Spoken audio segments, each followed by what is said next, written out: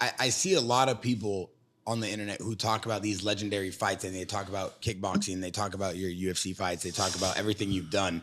They always show, how did the fight with Mark Hunt get scheduled or get put together? Oh, how does any fight gets put together? You're fighting him, okay? You're fighting this one, no problem. I was the only one, I think, that I never said no to a fight. Oh, got it. They said, you're fighting this one, no problem. You're fighting that one, no problem. Hey, Gary, you're in. When I used to go to corner somebody and tell me, Gary, you're fighting. Okay, no problem. Yeah. They bragged about that. Here's the thing about it. Here was the thing about it. The thing about it is that back in the day or in the early days, if you're a fighter, you're a fighter. You got to fight. You know, it doesn't matter this or that, the other. You fight.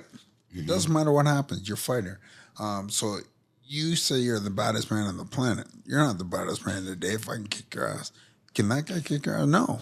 So give me 50,000. Give me 75,000. I'll fight him. You understand? The thing is that I was saying I'm the baddest man on the planet, and I want to be that person. How are you the baddest man if you can't fight this guy? How do you want to be the baddest man if you can't fight that guy? What's wrong? Yeah, that's the way I was looking at it. Yep. And not only that, not only that is that how in Japan it was quite different than it is here. You had to make it was a job. I didn't look at it as a career. I looked at it as a job. So if you fought and you don't give up, you can always have a job. If you fought and you gave up, you don't have a job. They don't want you back. So I quickly figured that out. That how when you fight in Japan, doesn't matter if you win or lose, you better push the whole time. So what I did is I just worked on cardio. So I can't quit. I worked on cardio. That's all I did, work on cardio, don't quit. Even went over to the kickboxing, same thing. Work just on cardio so no quit. So I don't care what you do. You got to beat me on the leg, chew my leg off. I'm still fighting you. Yeah, Pride bragged about that.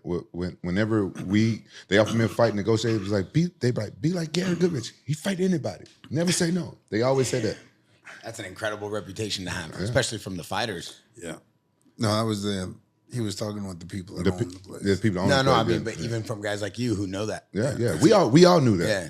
Because a lot of fighters, and even in today's time in UFC, they're worried about the record, they're worried about sponsors, they're worried about they got to protect the money. They worried about their ranking. I hear that these young people now are like, I don't want to fight a guy that's ranked number 12. I don't want to. Me, I never thought like that. Neither did I. But it was in the early stages. What it was back then is make money. You know, it was a job. We made money. We kept on pushing.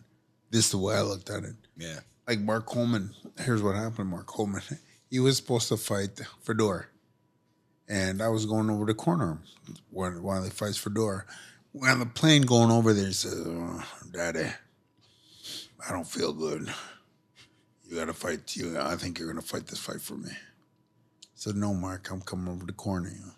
He said, I don't feel good. I think this guy's too tough. And I didn't train hard enough. You're going to be fighting. No, Mark. You're fighting. You're in shape. I think they're going to offer you good money because I'm not fighting. Ask for money. So I said, okay, I guess I'm fighting. Didn't train a lick. At that point, I hadn't trained for 3 months. Oh, but shit. because I was still getting paid. Remember I told you I was getting paid monthly. So it didn't matter what I did. I was getting paid anyway. So it didn't matter if they set me down for 6 months. I was still getting paid.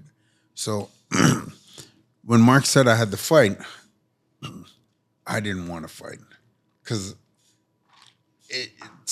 when you have somebody with a full gas tank and you're on zero, laying on the ground, it's a scary feeling. It's a scary feeling because, and then with my headset, you can't quit.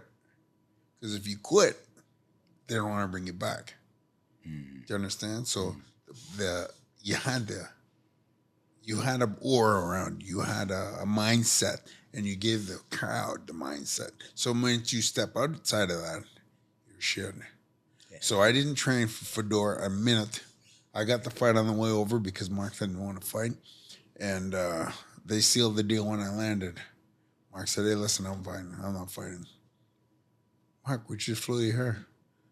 We'll take Gary, he'll fight. Gary, will you fight? Yeah. I said, we got to talk about the money. I don't know. But then, yeah, they offered me, I think, 100,000. Back then, that was good money. They offered me 100,000, so I fought them.